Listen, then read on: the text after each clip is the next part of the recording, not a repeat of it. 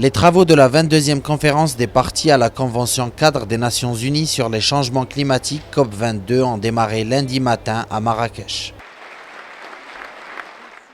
Cette cérémonie a été marquée par la prise officielle par le Maroc de la présidence de la 22e COP, avec le passage du témoin des mains de Ségolène Royal, ministre française de l'Environnement, à Salah Dimzouar, ministre des Affaires étrangères et de la Coopération. C'est formidable, vraiment il y a eu un travail extraordinaire qui a été fait, c'est pas facile, je le sais d'expérience.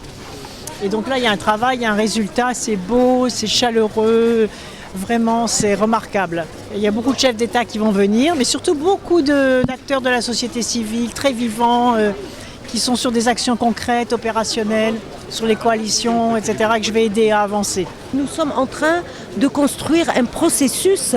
C'est un processus qui est forcément long, qui va demander du temps, du courage, de la patience et surtout beaucoup de solidarité au niveau mondial.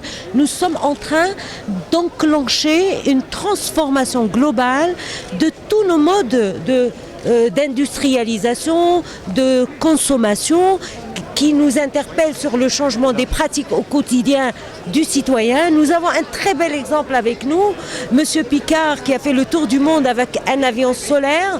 Ça veut dire que c'est possible, nous pouvons le faire et donc nous devons être main dans la main avec les acteurs non étatiques, les acteurs ici, les partis qui sont en train de négocier.